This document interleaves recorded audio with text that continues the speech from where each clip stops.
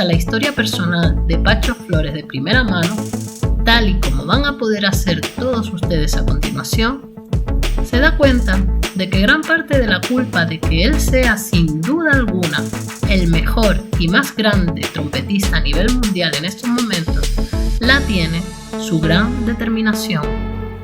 De pequeño tenía claro que quería llegar lo más lejos posible en la música, y vaya si lo consiguió.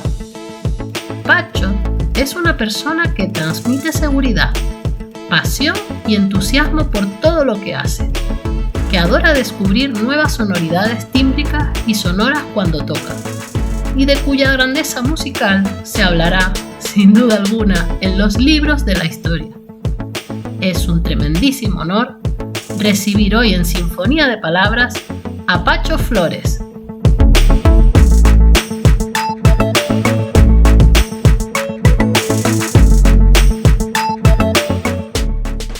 Buenas noches a todos. Hoy estoy aquí en Sinfonía de Palabras con alguien que no necesita presentación. Para mí ha sido realmente un chute de adrenalina y de energía poder tener la suerte de hoy de tenerlo aquí en Sinfonía de Palabras. Él es el ganador del mejor concurso de trompeta que existe, el Maurice André, y es que yo no puedo presentarlo de ninguna manera. Realmente es un placer, es un honor, es increíble que hayas aceptado esta invitación, Pacho. Buenas noches y bienvenido a mi programa. Muchas gracias, querida Paula. Un placer estar aquí y gracias por esta introducción tan bonita. Para nada, es que realmente es muy importante para mí conocerte. Tenemos muchos amigos en común, el querido Adán, que nos ha puesto en contacto y a quien agradezco infinitamente que me haya dado esta oportunidad. Y además, pues, desde que le he dicho a 4 o 5 trompetistas que había la posibilidad de entrevistarte, me han hecho una serie de preguntas que tengo aquí y ¿En han serio? querido que esto saliera a la luz cuanto antes porque están muy emocionados por escucharte y por conocerte un poquito más. Así que nada, vamos a empezar. Y por supuesto, a mí me gustaría empezar por el principio. O sea, ¿de dónde salió Pacho Flores? A ver, eso lo sabemos. No tiene mucha pérdida, sabemos de dónde saliste, que es del sistema de orquesta de Venezuela, de donde han salido tantísimos músicos maravillosos. Pero bueno, ¿cómo fue ese principio? ¿Cómo escogiste la trompeta o te la dieron y ya está? Como estas cosas que suelen pasar en plan, ¿te toca la trompeta? No sé. Tú nos contarás cómo pasó, cómo fue esos primeros años allá en Venezuela. Bueno, muy bonito. Realmente yo empecé gracias a que mi padre, él era también trompetista y director de Ajá. una banda municipal en el estado Táchira, de donde yo vengo, donde he nacido. Y mi madre pues apoyaba mucho las locuras de mi papá. Ajá. ¿Suele Entonces, pasar? claro, él pues se caracterizaba por enseñar y tenía siempre un semillero de niños, no solamente de trompeta, sino también de clarinete, de trombón, de flauta, de saxo. Y para mí era común ver en la casa desfiles de vientos, de instrumentistas de Ah, vientos, porque hubo un momento en nuestra vida que mi papá decidió agrandar la casa en un patio enorme que teníamos atrás con matas de mango y de aguacates. Entonces él decidió reducir Cuando ese... dices, cuando dices que me invitas a tu casa, perdona, que si hay Sí. aguacates y mango, yo me voy para Venezuela, pero ya. Ah, no, esto es una maravilla. Estoy que siembro uno aquí en España, en Valencia. Pues sí. Pues mira, él decidió, digamos, reducir ese espacio verde que tenemos en la casa para construir un estudio y una sala de ensayos. Ujú. Entonces, realmente no se complicó la cabeza, buscó el espacio, hizo unas paredes así de gruesas, de grandes, rellenándolas con material de carpintería como acerrín, por ejemplo, y un Ajá. montón de cosas. que las rellenó para insonorizar, sobre todo por fuera, para que no molestáramos a los vecinos. Y así empecé. O sea, Ujú. empecé tengo ese recuerdo, ¿no? Que mi padre siempre enamorado de la música y de los proyectos. Entonces él tenía pues esta banda, director de la banda municipal, que al mismo tiempo, por cierto, hace poco en la ciudad de Tariba, la escuela de música le pusieron el nombre de mi padre, Francisco Ah, qué Flores Díaz. bonito, Sí, qué bonito. del cual él era director de esta banda que te estoy mencionando. Claro. Estuvo, digamos, al frente de ellos más de 40 y pico de años. Y luego tenía también una orquesta de baile, ¿no? De Ajá. estas orquestas de verbena, le gustaba mucho eso. Y en esa Venezuela de los 80 y los 90 se vivía todavía ese mundo musical de la gran orquesta de baile. Claro. Hoy en día prácticamente es inviable. Allá en Ajá. Tenerife yo me acuerdo que era muy Aquí es famoso la preferida de Tenerife, la Billos Caracas la Boys, por villa, ejemplo. por supuesto. Entonces, mi Sí. padre pues era muy admirador de esa orquesta del maestro Billo Frometa y también de los arreglos de su música, etcétera. Sí. Así empecé yo, Paula. Yo empecé en un ambiente musical de Familiar. música popular, Mm. básicamente. Entonces, para mí lo normal era escuchar música y escuchar salsa, escuchar música de antaño venezolana, Ujú. escuchar música venezolana más estilizada, escuchar música tropical, música del Caribe. Tal. Cuando ya empecé un poquito más a tener nivel, entonces escuchaba ya música de un poco, o sea, de otro estilo, de más nivel artístico, como el grupo Iraquere, Ajá. Paquito de Rivera, Arturo Sandoval. Y después fue que entré al sistema de orquestas. Entonces, Ajá. claro, era cómico porque voy al sistema de orquestas a aprender un Beethoven claro, yo ya tenía un registro en la trompeta súper Claro. amplio gracias a que había empezado con la música popular y una soltura y de repente me encuentro con que estas notas que aparentemente eran sencillas eran bastante importantes y se tenía que hacer con la mayor calidad de sonido posible, por Claro. ejemplo. Qué Em, bueno. entonces, bueno, así, digamos, así empecé y después poquito a poquito me fui adentrando al mundo del sistema de orquestas de Venezuela y un día conozco al maestro Abreu en Caracas.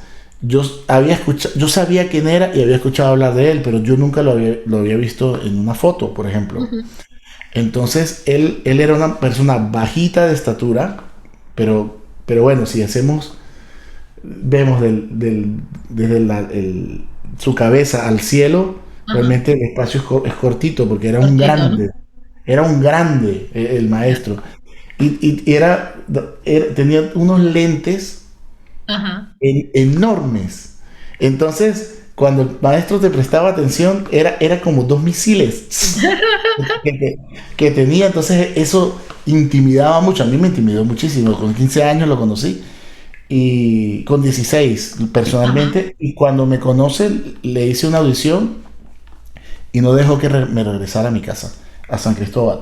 Se fue mi padre solo de Caracas a San Qué Cristóbal fuerte. y ah, regresó a la semana a buscarme para traerme más ropa y a partir Ajá. de ese momento pues me quedé ya fichado dentro de la Orquesta Juvenil Nacional de Venezuela y Ajá. con puertas en 3 semanas a una gira internacional por Europa, Italia, fue el primer país europeo que yo visité, por ejemplo. Qué Mm. bueno. Mira, ¿y cómo diste ese salto, digamos, cómo saliste de Venezuela? ¿Qué fue lo que te hizo salir realmente? ¿El hecho de ir a hacer concursos? ¿El hecho de ir a estudiar a otro lado? Pues, ¿Cómo saliste o sea, qué te dio realmente la facilidad para poder salir? pues mira, muy fácil, es una cosa que yo tenía muy claro desde que tenía 11 años. Yo, cuando tenía 11 años, vi en San Cristóbal yo empecé con 7, entre 7 y 8. Todavía no, mi madre no se Ajá. acuerda muy bien, yo menos, evidentemente. Pero sí fue terminando los 7, 8. Por ahí empecé yo a tocar la trompeta. Y me dice, visito a una masterclass, asisto a una masterclass de un trompetista estadounidense que se llama Stephen Burns. Y Ajá. el, y el maestro había recién ganado el concurso Maurice André. Ujú. Y eso me llamó mucho la atención. Y a partir de allí empiezo a escuchar música de Maurice André, empiezo a investigar más y me llamó mucho la atención. O sea, yo no sabía que dentro del mundo de la música habían competencias. Y competencias muy serias. Yo no lo sabía. Entonces yo me enteré en ese momento. Y entonces me di cuenta claro, yo dije, bueno, esto tiene que ser parecido como al fútbol o quien gana un campeonato de algo, poquito a poquito va a querer más medallas y eso pues, le puede abrir las puertas. Pero Claro. esa fantasía de un niño, ¿no? Con 11 años. Sí. Y a partir de ese momento yo decidí que realmente lo que más me gustaba a mí era tocar solista. Se lo dije a mi papá y me empezó a preparar obras de Arban Ajá. y poquito a poquito con la banda, con él y después con la banda filarmónica del estado, empecé a tocar también de solista. Cuando conozco al maestro, yo le dije a él que me había ganado una beca porque había enviado un video a la FIU, a la Universidad de Florida. Ajá. Eh, y me aceptaron con una beca completa. En ese momento yo digo, qué fuerte el maestro que tuvo la visión evidentemente las cosas hay que verlas con perspectiva para Claro. entenderlas. En ese momento el maestro le dijo a mi padre que era un gran error si yo con esta edad me iba con 16 años, me iba a otro país sin realmente terminar de formarme Claro. en Venezuela, donde la educación que estábamos recibiendo en ese momento a nivel musical era de las más, Excelente. sí, pioneras en el mundo. Y fue un planteamiento tan bien argumentado que mi padre aceptó. Dijo, bueno, pues será Caracas, ¿no? Pero digamos, lo aceptó convencido de que el paso que estábamos dando era correcto. Y ahí yo me quedo en Caracas. Pero cada año le decía, maestro, quiero tocar el solista con la Bolívar. Quiero tocar el solista con una orquesta en el interior del país y tal. Y él Claro. apoyaba al maestro obrero de los jóvenes. Entonces siempre, maestro, que lo que yo quiero es esto, ¿no? Claro. Acuérdese. Te lo Yo aquí, recordaba. aquí estoy prestado. Ajá, mi querido Pacho, sí, sí, tú con tus cosas. Que tú eres un excelso trompeta de orquesta. Maestro, Y no. no es lo que me llena. No es lo que me llena. Y yo admiro a la gente que le llena tocar en la orquesta. No es que a Claro. mí no me guste, a mí me encanta. Y yo toqué, te puedo contar historias de 5 veces toqué la quinta de Mahler. O sea, pasamos, o sea, 21 años de experiencia orquestal que tuve yo en Venezuela. Estamos hablando que eso es lo que tiene un trompetista normal en Europa en una orquesta profesional, Sí, en sí. toda su vida. Entonces, yo admiro una persona que ama desde cualquier punto de vista su trabajo, sea escritor, secretario, médico o el del triángulo, Sí, que a sí. veces, a veces lo decimos en tono peyorativo, pero Claro. No. imagínate, es súper importante, o sea, lo decimos como un chiste, pero es algo que hay que cultivar, el amor, y el amor hacia el oficio.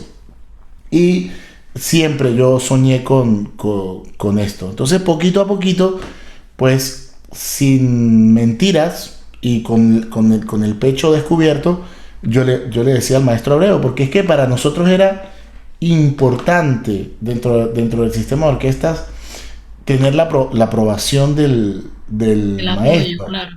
Sí, la aprobación moral, realmente, porque al final del cuento por lo menos en mi caso, y doy gracias a la vida que yo las cosas me las pude ganar también un poquito solo, en el Claro. sentido de que yo me gané mis becas solito, este, haciendo audiciones como cualquier cristiano, pasando mi documentación como cualquier persona, mis videos, mis exámenes escritos, mis exámenes, Mm. todo lo fue haciendo como cualquier persona común y corriente. Entonces, claro, daba el máximo cada vez. Siempre he pensado que cada vez que uno puede tener una oportunidad, hay que aprovecharla al máximo, ¿no? Ujú. En el Sí, sí, sentido así es. artístico. Pensar que es la mejor oportunidad, ¿no? Sí, y bueno, me fui a estudiar a Francia 2 años en ese momento y yo le prometí al maestro que iba a regresar y que iba a fundar una escuela o una academia de trompeta dentro del sistema. Y así lo hice. Regresé y regresé con un gran amigo que se llama Gaudí Sánchez. Ajá. Y yo dije, esto no lo puedo hacer solo, lo tengo que hacer al lado de un gran compañero como Gaudí que tiene unas grandes ideas. Y podemos entre dos personas empezar un proyecto súper bonito que luego empezó a crecer, a crecer, a crecer y de repente ya teníamos un montón de profesores dentro de la academia. Qué bueno. Y cada profesor pues tenía 10 alumnos o 20 alumnos, entonces era un crecimiento exponencial, bastante grande lo que teníamos. Ujú. Sí. Bueno, ¿qué supuso para ti ganar el Maurice André? O sea, ¿cómo fue ese momento? ¿Cómo te preparaste para ese momento? ¿Qué le dirías a la gente que está como tú, que tiene esa ilusión por ser solista y quisiera presentarse en algún momento a un concurso como ese? Pero sobre todo, ¿qué supuso para ti ganar ese concurso? Bueno, muchas cosas bonitas, ¿no? Ese mismo año yo había regresado de Francia, estaba trabajando y los últimos meses de preparación los iba a hacer en Venezuela. Y bueno, yo tenía el sueño de hacerlo, me estaba preparando muy bien. Y luego resulta que esta cosa de la vida, que todo se tuerce, mi padre se enferma y en un mes fallece. Mi Uf, padre, eso fue en febrero del 2006. ajá, Entonces, en esas últimas conversaciones que tuve con él, él sabía lo importante que era para mí ese premio, ya que yo había ganado dos anteriormente, ajá, el Philip Jones en Francia y uno en Hungría también. ajá. Y luego iba Maurice André y Citadí Porcia 2 semanas después. Y él, días antes de fallecer, me lo comentó que no desistiera, que tenía que seguir Qué luchando. bonito, Entonces eso me dio como claro. mucha fuerza, un gran empuje. Y digamos, pues él fallece en febrero y nada, la vida hay que levantarse lo más pronto posible. Y entre marzo, primera o segunda semana de marzo, retomé de nuevo la preparación, pero ya con un motivo incluso hasta espiritual, ¿no? Porque Claro, yo sentía que bueno, que tenía que sacar eso continuar adelante como fuera. como fuera. Entonces, Sí. fue una preparación muy bonita. Desde marzo, a ver, yo no puedo decir que me preparé 6 meses, es mentira. Yo me preparé desde que tengo 11 años, Paula. Claro, Esa es la realidad.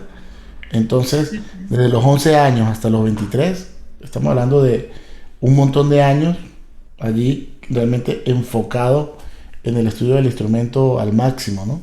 claro. Qué Ujú. bonito ese momento, tiene que haber sido precioso, ¿no? Cuando lo ganaste y dijiste, para ti, Sí, papá, seguro, es que lo estoy viendo ver, lo estoy sí, viendo venir. Tiene y que haber sido, de hecho así fue y nos lo ganamos los dos. claro, sí, sí, qué bonito, lo ganamos los dos, mira qué frase. Mm. Eh, Pacho, no tenemos tampoco 2 horas de programa, así que tampoco podemos hablar de todos los conciertos que has hecho y todas las cosas que has hecho porque no nos va a dar tiempo. Entonces, a mí me Claro. gustaría que mencionaras 1 o 2 momentos de tu vida que hayan marcado tu vida, aparte del concurso, que era evidente la pregunta, pero 1 o 2 momentos de tu vida, 1 o 2 conciertos que tú hayas dicho, pues mira, este concierto en este sitio supuso para mí algo importante. ¿Qué momentos te vienen a la mente? Uf. De tu vida profesional, Sí, evidentemente. sí, sí, sí, me lo pones complicado, pero mira, creo que han habido muchos momentos y importantísimos. Me estás preguntando por dos específicamente. Bueno, dos, Uno, tres, no sé, lo uno, que...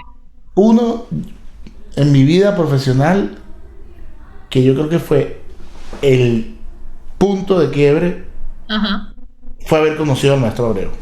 ajá, Definitivamente haberlo conocido e impregnarme de esa persona, no ajá, desde cualquier punto de vista.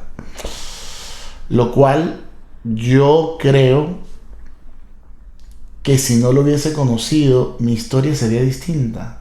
Yo no sé si está mejor claro. o peor, no sé, pero sería diferente. Yo lo que quiero decir con esto es que la persona me marcó y a partir de ese momento lo di todo, Ujú, ¿sí?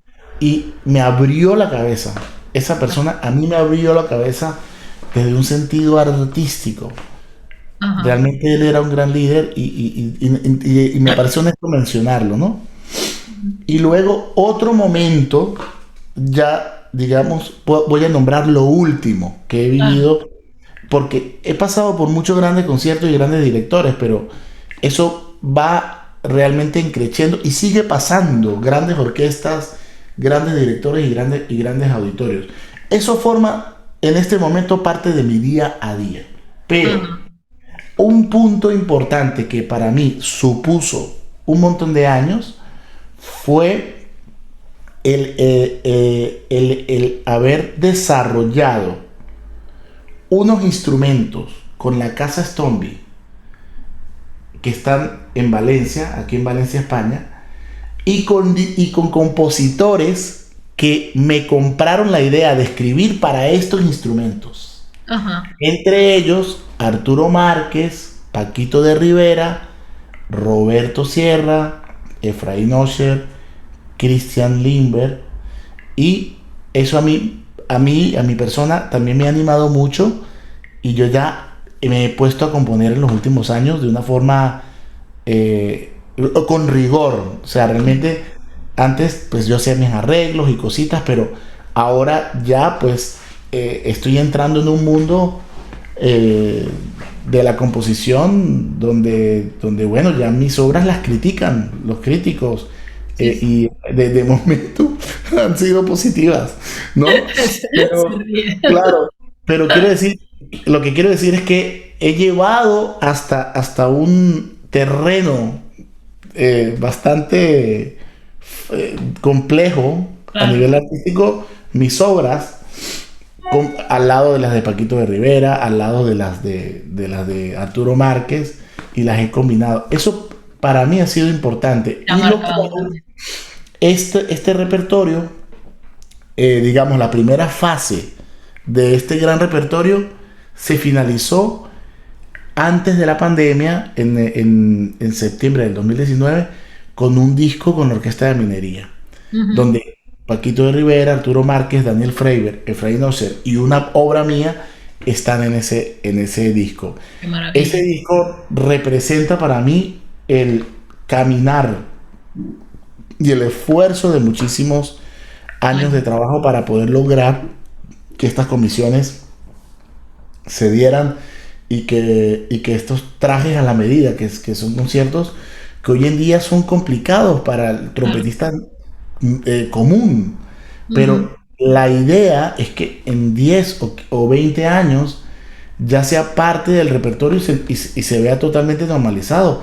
Todavía a claro. mí me estás diciendo que estoy loco, que esos instrumentos solamente los puedo tocar yo, son instrumentos de 4 pistones, ¿no? Básicamente que tienen Ajá. un registro más alto. No quiero ahora hablar de los tecnicismos del instrumento, pero básicamente No, pero sí me está bien que lo ofrece, expliques porque esto lo me ve todo ofrecen el más mundo. recursos.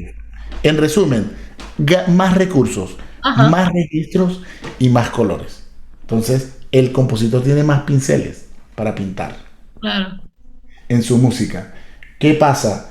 Que hoy en día la gente que se ha formado de una forma ortodoxa y ya están sobre el rango de los 55 años, 50 por allí, ya les cuesta entrar en un mundo nuevo. Claro. Los que tienen mi edad y tienen trabajos, pues muchas veces están bastante conformes con lo que tienen y otros dicen, no, yo me voy por ahí porque me gusta. Pero los que yo noto que lo ven ya normal son los que tienen 15 y tienen 20. Claro, Ellos dicen, no, por ahí me voy a ir. O sea, claro, son claro. 2 décadas, nunca es una década, son 2 décadas Dos por para detrás. que, para que realmente exista un gran cambio.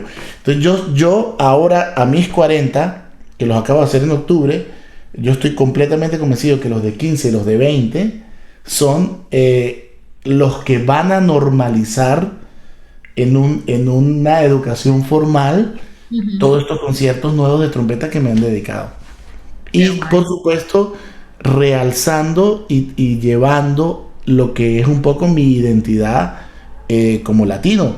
Ujú. Evidentemente yo no puedo hacer solamente música latina, yo me he formado con, bueno, los conciertos y con música universal. Y yo creo que Sí. he demostrado que cualquier persona puede dictar cátedra con cualquier tipo de música. No tienes que ser un negrito nacido en Nueva Orleans para tocar el Dixieland como Dios manda.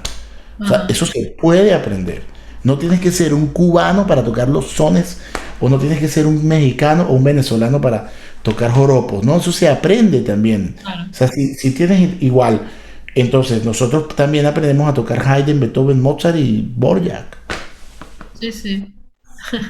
Mm. Mira, una curiosidad para mí que soy de cuerda, que yo de viento no tengo ni idea, me resulta tremendamente curioso y además creo que para ti debe de ser un reto y algo que te da muchísimo seguro, por además lo estás contando ahora, eso de que te construyan un instrumento para ti, diseñado para ti. Eso es un poco un shock para mí, ¿no? Yo que intento buscar un instrumento de 200 años atrás, ¿no? Entonces, ¿cómo se produce ese trabajo? O sea, tú llegas a la fábrica, evidentemente la fábrica viene a ti primero, ¿no? Stoneby viene a ti y te dirá, oye, Pacho, venga, vamos a construir un instrumento, pero ¿cómo es todo ese proceso? ¿Lo diseñas tú? ¿Ellos te dicen? No, mira, es una hermosa colaboración. Yo no diseño nada y ningún trompetista diseña nada. Ningún Ajá, instrumentista de metal diseña nada. Ninguno de nosotros sabemos de diseño. claro, No sabemos. Nosotros sabemos de sensaciones y podemos aportar ideas. Pero un instrumento no es algo definitivo que le va a cambiar la vida a todo el mundo. claro, Primero porque la parte de la anatomía, todos somos tan distintos, tenemos los dientes diferentes, cavidades bucales distintas, resonamos internamente de forma distinta, que yo por lo menos lo que yo intento es ser mi propia competencia, ¿no? Y ponerme el listón más alto cada vez. ¿Qué pasa? A mucha gente eso termina contagiándole y les claro. termina gustando porque tú comparas y al final del cuento hay más calidad. Fíjate, en el caso de la cuerda, ustedes hace 200 o 250 años llegaron al tope. O sea, ¿qué es lo que quiero decir con esto? Que hace 200 años sonaba la cuerda igual que hoy suena, un Ujú, violín. Técnicamente esas medidas y esa sonoridad es la de hoy. O sea, ajá, nosotros tenemos hoy instrumentos que antes ya estaban sonando igual. ¿Qué sí, pasa con el metal? Y también un poco con las maderas. Eh, el metal ha crecido muchísimo, sobre todo en el siglo XX. ajá, Entonces, ¿por qué? Porque no estaban desarrollados, ya empezando porque nosotros no teníamos un sistema cromático, los instrumentos de metal. ajá. Entonces, por desgracia no tenemos el concierto de Beethoven de trompeta o de Tchaikovsky o de Sibelius. Ahí no había un sistema cromático para poder escribir para estos instrumentos, Ajá, ¿no? Con el tiempo se empiezan a modernizar, entra el cromatismo y los instrumentos cada vez se perfeccionan porque no me gusta decir esto, pero una trompeta de hace 70 años, realmente, yo no saldría a tocar con un instrumento de eso, pero ni loco. Eso sería un ya, suicidio.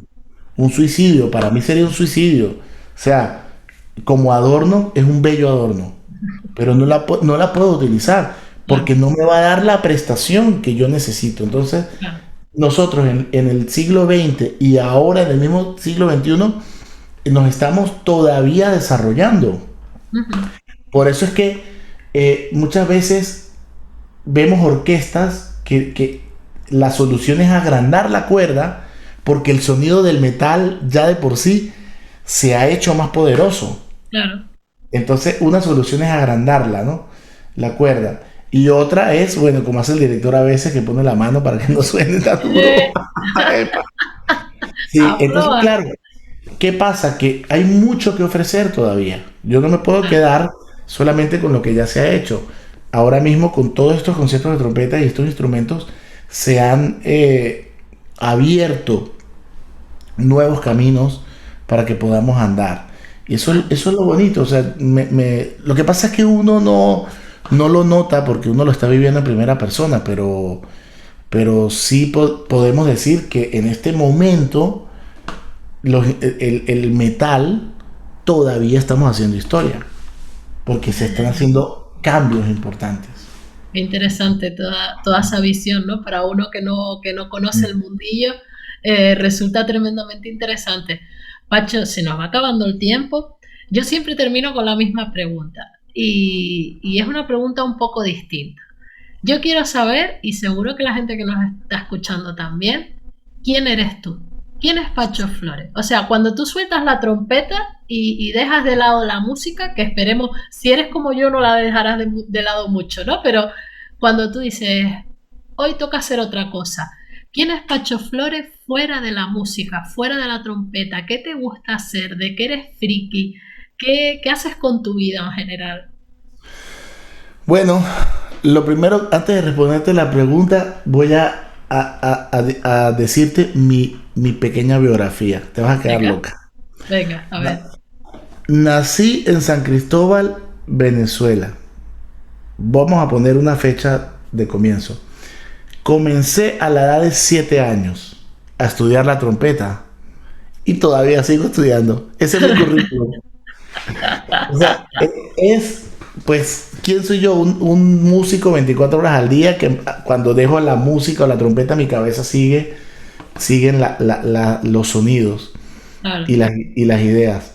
Pero sí es verdad que me considero bastante normal, porque pues me gusta jugar con mi hijo, me gusta compartir en familia, Eso, claro. me gusta ser amigos de mis amigos cuando lo están pasando mal, los llamo. Me gusta también me gusta también que me consientan, Paula. Te lo Pues tengo que claro que decir. sí. Y también me gusta consentir, también me gusta dar cariño, dar amor y dar amistad, ¿no? Qué bonito. Eh, básicamente, y bueno, soy un enamorado de mi hobby favorito es comer.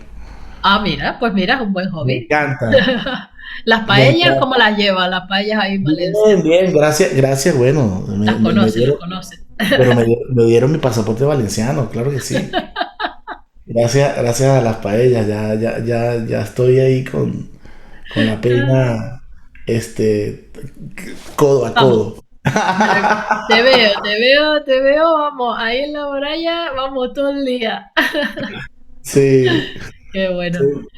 Pacho, ha sido un Por placer cierto, enorme conocerte. este país Dime. es una maravilla, que este país es una maravilla en la gastronomía. Es Pues sí, al cualquier rincón donde vayas, el producto, pues sí, las mezclas, claro, las nuevas ideas y los rincones. claro. Por cierto, soy enamorado de los guachinches. Eso te iba a decir, que ahora que me chivaste que te vienes a tocar con la Sinfónica de aquí de Tenerife, ya Sí, estaré yo al loro para mandarte un WhatsApp cuando venga y decirte, que te voy a buscar a la salida del ensayo y te voy a llevar un guachinche, pero de los de verdad. pero me No de encanta. los finos, ¿vale? No de los Sí, finos, nos sí, sí, vamos a ir sí, a un sí. guachinche Bueno, de los de verdad. he estado en los que están por la montaña, ¿verdad? Que están ya saliendo de la ciudad. Y también he estado en cuevas. Ahí está, esos son los de verdad. Esos son los de verdad. En No lo realidad los sabía. guachinches se hacían en garajes.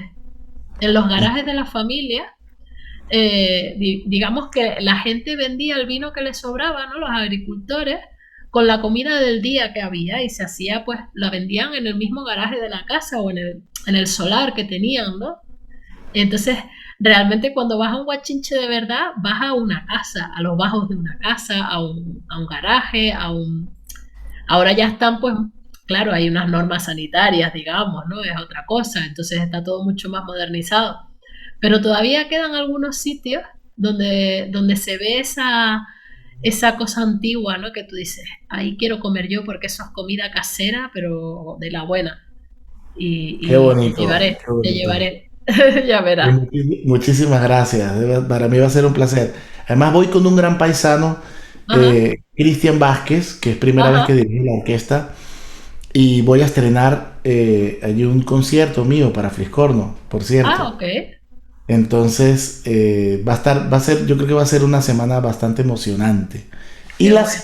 y después me voy con los primos hermanos, me voy para Las Palmas A Las Palmas, claro. a tocar con la otra orquesta. Entonces tengo ahí mi pequeño tour canario. Te va a encantar. Son dos orquestas fantásticas, ya las conoces. Sí, Y además las dos están ahí al ladito del mar y con dos auditorios espectaculares. Así que así espero es. que lo disfrutes porque, bueno, no es por nada, pero mis islas, oye, vale la pena venir. Me encantan, me Y las encantan. orquestas creo que suenan muy bien también, así que Así es, así espero es. que lo disfrutes. Seguro que va a ser un honor tenerte allí y escucharte. Allí estaré yo, seguro. Pues muchas gracias, querida Paula. Pacho, ha sido un placer. Muchísimas gracias de verdad por dedicarnos estos minutitos. Y nada, quedamos en el Guachinche, ya yo lo veo, ¿eh? Ya Perfecto. yo lo estoy viendo venir. Un Muchísimas abrazo gracias. enorme, Pacho. Muchísimas gracias. Igualmente. Muchísimas Hasta luego. gracias. Hasta luego. Gracias.